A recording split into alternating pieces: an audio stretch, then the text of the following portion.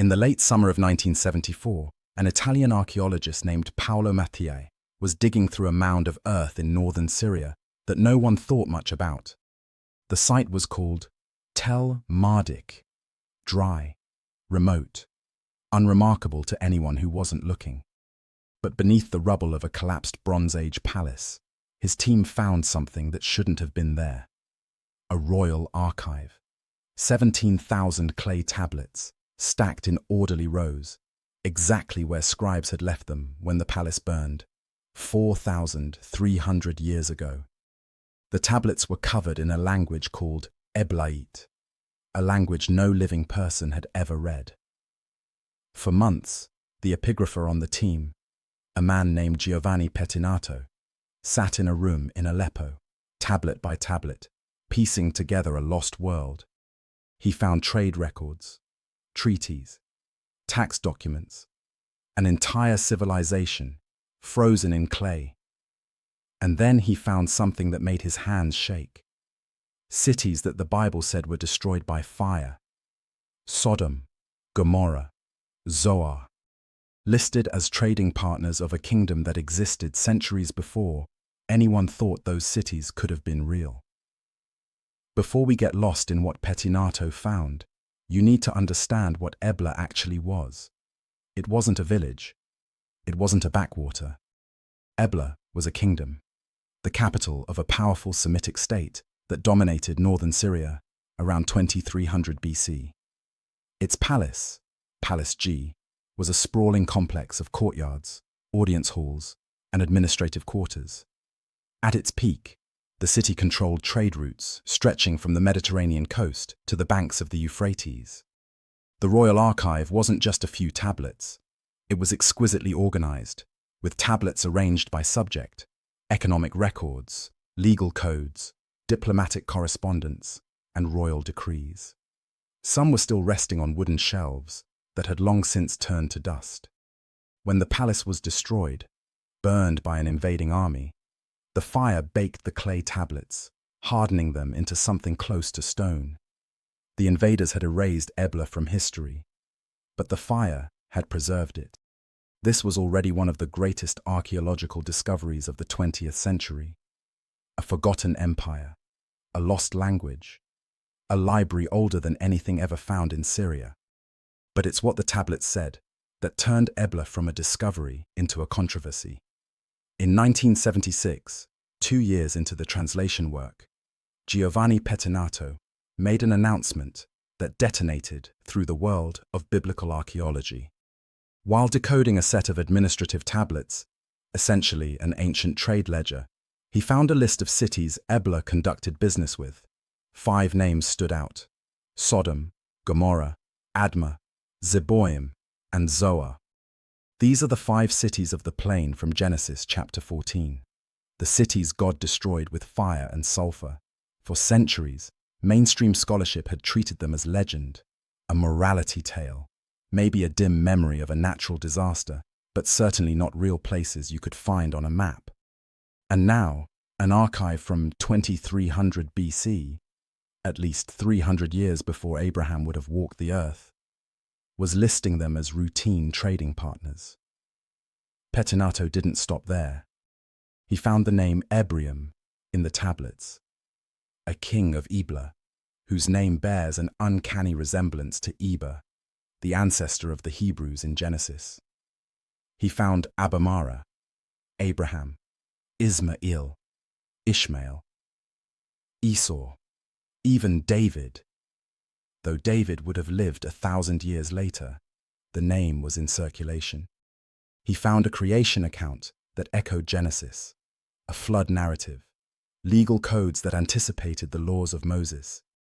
The implications were staggering. If Pettinato was right, the book of Genesis wasn't a collection of late-invented myths. It was preserving real names, real places, and real events from a world far older than anyone had believed. But here's the problem. The moment Pettinato's claims hit the newspapers, the backlash was ferocious. Paolo Mattiai, the archaeologist who led the dig, and Pettinato's own colleague, publicly distanced himself from the translations. He argued that Pettinato was reading later biblical names backward into a language no one fully understood. The cuneiform signs were ambiguous. What Pettinato read as Sodom could have been a different city. Abamara might simply be a common name, not the Abraham of Genesis. Other scholars piled on. The linguistic evidence wasn't solid enough, they said. Pettinato was letting his faith get ahead of the data. The consensus moved quickly from "this changes everything" to "this proves nothing." And then, the site went silent. The Syrian government and the civil war made further excavation at Tel Mardik nearly impossible. The archive was moved to museums in Damascus and Aleppo, where war and looting threatened its survival. Some tablets were destroyed. Scholars lost access. The conversation about what the Ebla tablets actually prove simply stopped. But here's what the backlash didn't address. Even if you strip away every contested biblical name, the Ebla tablets still contain something the mainstream narrative struggles to explain. They contain a sophisticated, literate civilization with law codes, epic poetry, and a monotheistic religious vocabulary, operating at the same time as, according to the conventional timeline, the patriarchs of Genesis were supposed to be wandering nomads who couldn't yet write. The tablets don't have to name Abraham to undermine the case against Abraham. They just have to exist. Let's move to what isn't disputed. The Ebla tablets contain the oldest known creation hymn from the region, a poem that describes a single deity creating heaven and earth from a formless void. It mirrors the structure of Genesis chapter 1, but it predates it by at least 1,000 years. There are law codes from Ebla that penalize the same offenses listed in the later Mosaic law, with strikingly similar penalties. But they were carved into clay centuries before Moses was born. The tablets record treaties between Ebla and the Hittites, a people scholars once argued couldn't have existed in meaningful numbers during the patriarchal period. And yet here they are, in a 4,300-year-old archive, actively making diplomatic agreements. There are personal names. Beyond the contested ones, scholars agree that dozens of names in the Ebla tablets match names from the patriarchal narratives in Genesis: Serug, Nahor, Terah, Haran. These were real names used by real people in northern Syria in the 3rd millennium BC. They echo through Genesis, not because scribes invented them, but because they remembered them. And perhaps most unsettling for the minimalist position, the tablets describe a sacrificial system, a priesthood, and a temple economy that structurally resembles what the Old Testament later codifies. Not identical, but continuous. Like a memory preserved, elaborated, and eventually written down. None of this requires Pettinato's most controversial readings to be right. The tablets themselves, their very existence, their sophistication, their vocabulary, press against the assumption that the early chapters of Genesis are pure fiction, composed centuries after the events they describe. The fire that destroyed Palace G, around 2300 BC, should have erased Ebla. No one was supposed to remember its name. And for 4,000 years, no one did. The kingdom vanished so completely that when Mattiai started digging, most experts didn't think he would find anything worth the effort. But the fire didn't destroy the archive. It baked the clay hard. It preserved every word, every treaty, every trade route, every name.